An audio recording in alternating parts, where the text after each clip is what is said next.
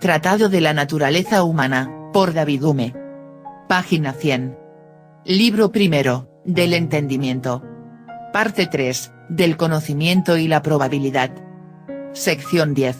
De la influencia de la creencia. Aunque la educación sea rechazada por la filosofía como un fundamento falaz de asentimiento a cualquier opinión, prevalece, sin embargo, en el mundo y es el motivo de por qué todos los sistemas están dispuestos a ser repudiados en un principio, como nuevos y no usuales. Esto quizás será el destino de lo que ya he expuesto referente a la creencia, pues aunque las pruebas que he presentado me parecen perfectamente decisivas, no espero hacer muchos prosélitos para mi opinión. Los hombres se persuadirán difícilmente de que efectos de tanta importancia puedan nacer de principios que parecen tan insignificantes y de que la mayor parte de nuestros razonamientos, con todas nuestras acciones y pasiones, pueda derivarse tan solo de la costumbre y el hábito. Para evitar esta objeción debo anticipar algo aquí que será considerado más apropiadamente después, cuando hablemos de las pasiones y del sentido de la belleza. La percepción del dolor y el placer. En el espíritu humano se haya establecido una percepción del dolor y el placer como resorte capital y principio motor de todas sus acciones, pero el dolor y el placer tienen dos modos de hacer su aparición en el espíritu, y uno de ellos tiene efectos muy diferentes de los del otro. Pueden aparecer como una impresión para el sentimiento actual o solamente como una idea, como sucede ahora cuando los menciono. Es evidente que la influencia de estos dos modos, sobre nuestras acciones está muy lejos de ser igual. Influencia de las impresiones y las ideas. Las impresiones actúan sobre el alma siempre y en el grado más alto, pero no toda idea tiene el mismo efecto. La naturaleza ha procedido con precaución en este caso y parece haber evitado cuidadosamente los inconvenientes de los dos extremos. Si solo las impresiones influyeran en la voluntad deberíamos en cada momento de nuestra vida hallarnos sometidos a las más grandes calamidades, porque aunque prevemos su aproximación no nos hallaríamos dotados por la naturaleza de un principio de acción que pudiese impedirnos a evitarlas.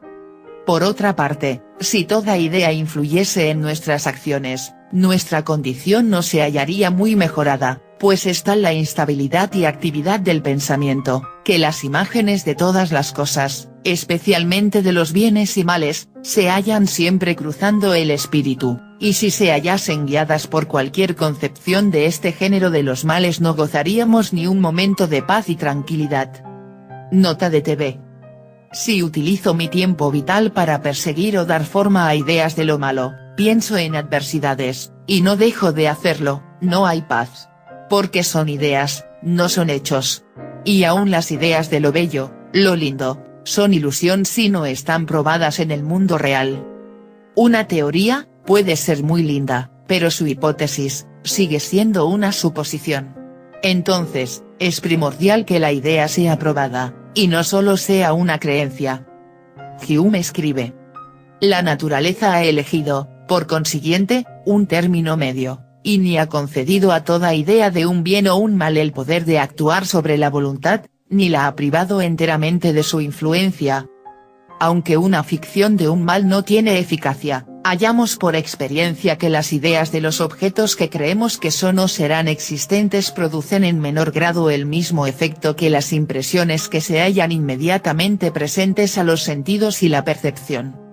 La creencia, nada demuestra pero pretender igualar la idea a la impresión. El efecto, pues, de la creencia consiste en conceder a una simple idea la igualdad con las impresiones y concederle una análoga influencia sobre las pasiones.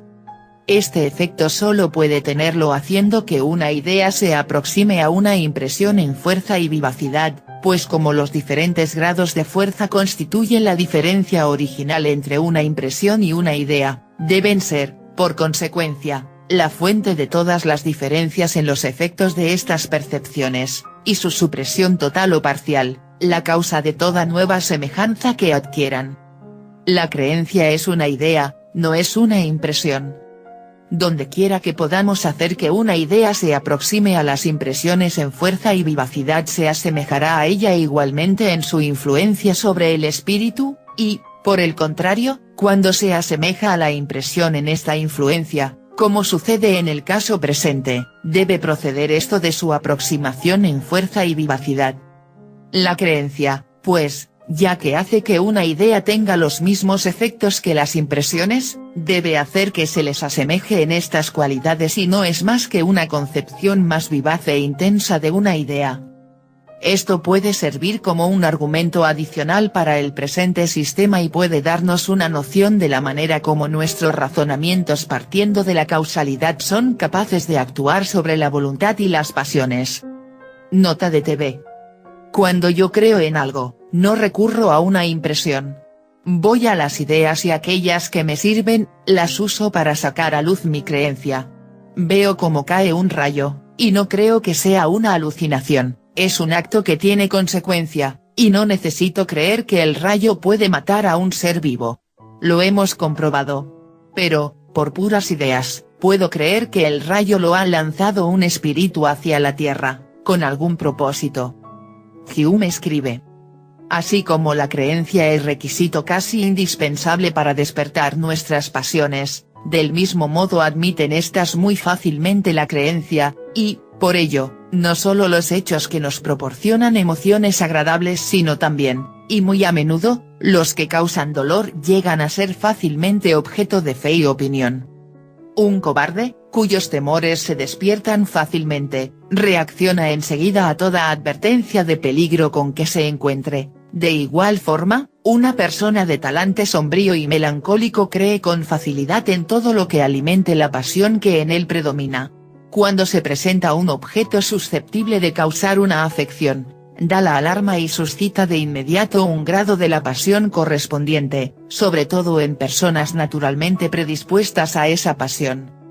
Esta emoción pasa mediante una transición fácil a la imaginación y, al difundirse por la idea del objeto afectante, nos lleva a formarnos esa idea con más fuerza y vivacidad y, por consiguiente, a asentir a ella, de acuerdo con nuestra teoría anterior. La admiración y la sorpresa tienen el mismo efecto que las demás pasiones, y así, podemos observar que los charlatanes y arbitristas encuentran en el vulgo, a cuenta de sus exageradas pretensiones, más credulidad que si se mantuvieran dentro de los límites de la moderación. El asombro inicial que acompaña naturalmente a sus milagrosos relatos se extiende por toda el alma, y vivifica y aviva la idea de tal modo que acaba haciéndola semejante a las inferencias que sacamos de la experiencia. Es este un misterio con el que podemos estar ya un poco familiarizados, y del que tendremos ocasiones de hablar en el curso de este tratado. Luego de dar razón de la influencia de la creencia en las pasiones, encontraremos menor dificultad en explicar sus efectos sobre la imaginación, por extraordinarios que estos puedan parecer. Es verdad que no podemos obtener placer alguno en un discurso del que nuestro juicio no otorgue asentimiento a las imágenes presentes a nuestra fantasía. Nunca nos proporciona satisfacción alguna la conversación con quienes han adquirido el hábito de mentir, aunque sea en cosas sin importancia, y a ello se debe que las ideas presentadas por estos, al no estar acompañadas por la creencia, no produzcan impresión en la mente. Aunque los poetas sean mentirosos de oficio, se esfuerzan en todo momento por dar un aire de verdad a sus ficciones. Y cuando esto se ve completamente descuidado, sus representaciones no son nunca capaces de proporcionar gran placer, por ingeniosas que sean. En suma, podemos observar que aun en los casos en que las ideas no tienen modo de influir sobre la voluntad y las pasiones, siguen siendo necesarias la verdad y la realidad si se quiere que esas ideas le resulten entretenidas a la imaginación. Ahora bien, si comparamos todos los fenómenos que aparecen en este tema, veremos que la verdad, por necesaria que pueda parecer en toda obra literaria inteligente, no tiene otro efecto que el de procurar una recepción fácil de las ideas, haciendo que la mente asienta a ellas con satisfacción o, al menos, sin reticencia. Sin embargo, como es este un efecto que puede fácilmente suponerse debido a esa solidez y fuerza que según mi sistema acompaña las ideas establecidas gracias a razonamientos por causalidad, se sigue que toda la influencia de la creencia sobre la fantasía puede ser explicada partiendo de ese sistema. De acuerdo con ello, podemos observar que allí donde esa influencia surge de principios distintos a la verdad o realidad, toman estos su lugar, proporcionando idéntico entretenimiento a la imaginación.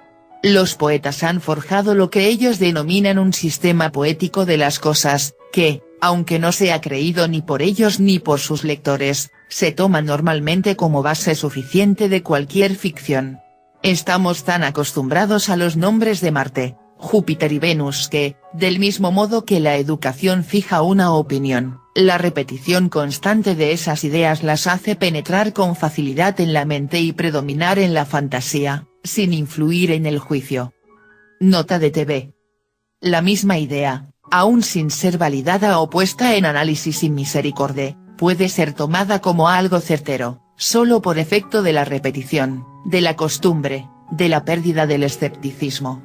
Incluso, puedo llegar a creer mis propias ideas extravagantes. Hume escribe.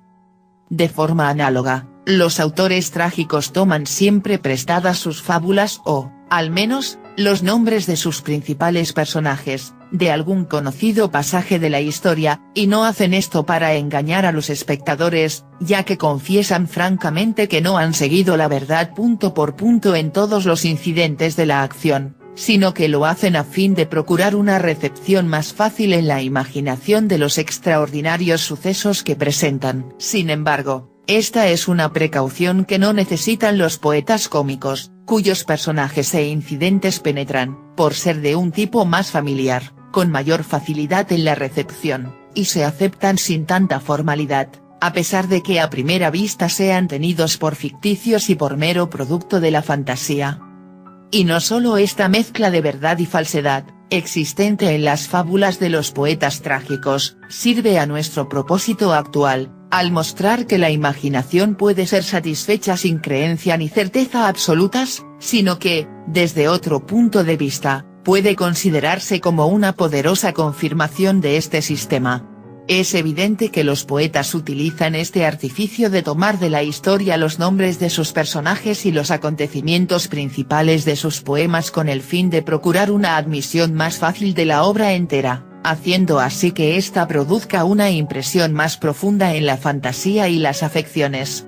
Al ser enlazados en la trama de un poema u obra dramática, los distintos incidentes adquieren una suerte de relación, y de este modo, si alguno de ellos es objeto de creencia, confiere fuerza y vivacidad a los demás incidentes con él relacionados.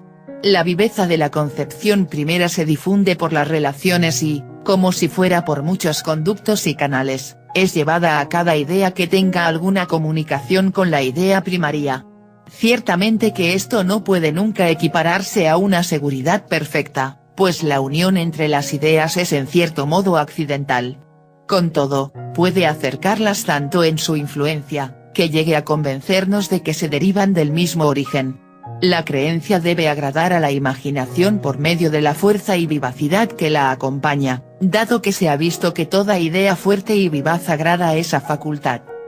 A fin de confirmar esto, podemos observar que existe una ayuda recíproca tanto entre el juicio y la fantasía como entre el juicio y la pasión, y que la creencia no solo infunde vigor a la imaginación, sino que una imaginación vigorosa y fuerte es, de todas las capacidades naturales, la más adecuada para procurar creencia y autoridad.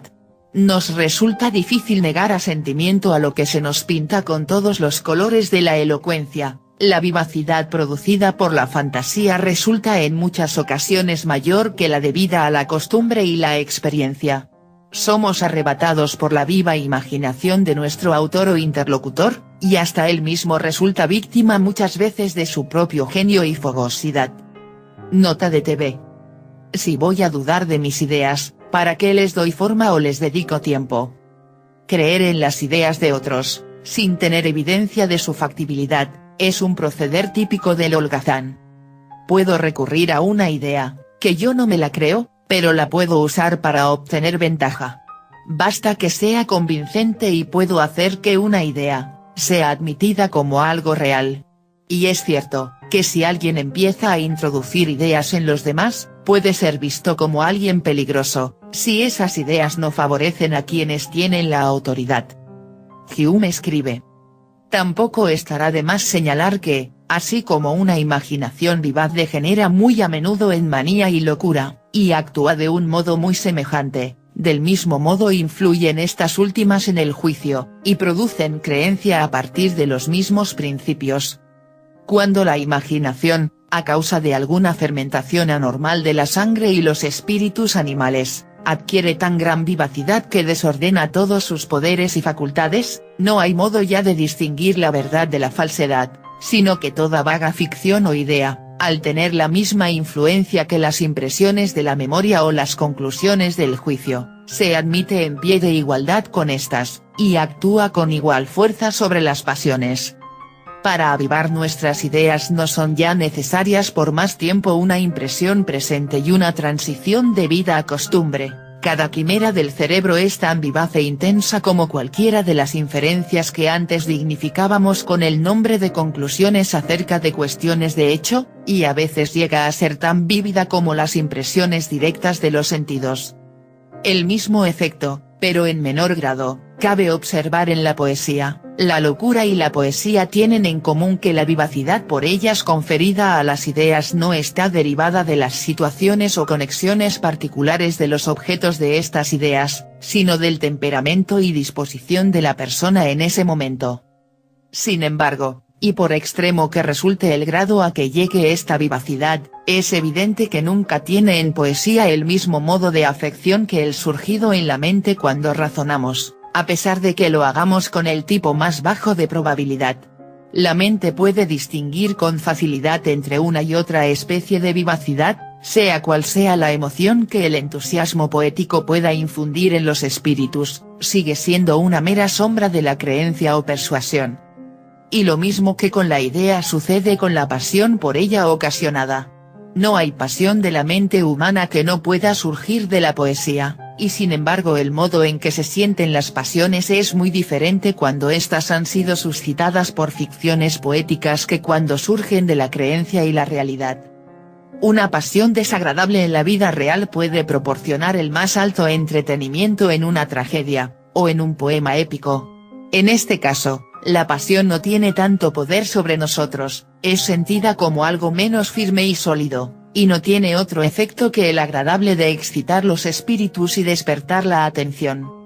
Y esta diferencia en las pasiones implica claramente la existencia de una diferencia similar en las ideas de donde se derivan las pasiones. Cuando la vivacidad se debe a una acostumbrada conjunción con una impresión presente, aunque la imaginación no pueda aparentemente ser movida con tanta fuerza como en el caso del ardor producido por la poesía y la elocuencia, existe siempre, sin embargo, algo de más forzoso y real en sus acciones. La fuerza de nuestros actos mentales no es mayor en ese caso que en cualquier otro, ni debe ser estimada según la aparente agitación mental. Una descripción poética puede tener un efecto más sensible sobre la fantasía que una narración histórica. Puede enlazar mayor número de circunstancias que formen una completa imagen o escena. Puede situar ante nosotros al objeto en colores más vivos. Con todo ello, las ideas que presenta siguen siendo sentidas de un modo distinto a las surgidas de la memoria y el juicio.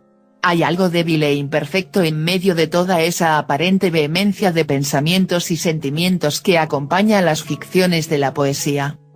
Más adelante tendremos ocasión de señalar las semejanzas y diferencias entre entusiasmo poético y convicción seria. En tanto, no puedo dejar de decir ahora que la gran diferencia en el modo de sentir ambas cosas procede en alguna medida de la reflexión y las reglas generales. Vemos que el vigor en la concepción que las ficciones adquieren gracias a la poesía y la elocuencia es una circunstancia meramente accidental, y de la que es susceptible igualmente toda otra idea. Observamos también que tales ficciones no están conectadas con nada real, y es esta observación la que hace que nos prestemos, por así decirlo, a la ficción, pero a la vez es causa de que sintamos la idea de un modo muy diferente a como sentimos las convicciones eternamente establecidas, basadas en la memoria y la costumbre.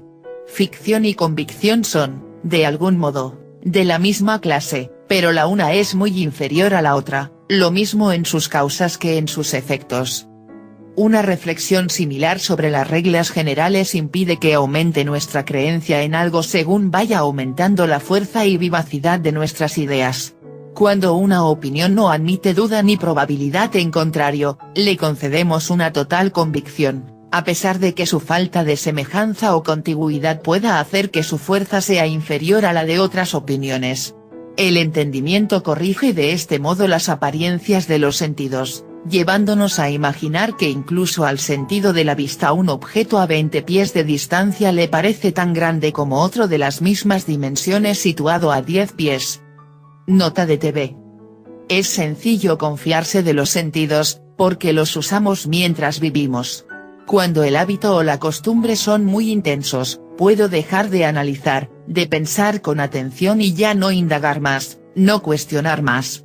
Hay tantas cosas por vivir, que los detalles pequeños, pasan inadvertidos.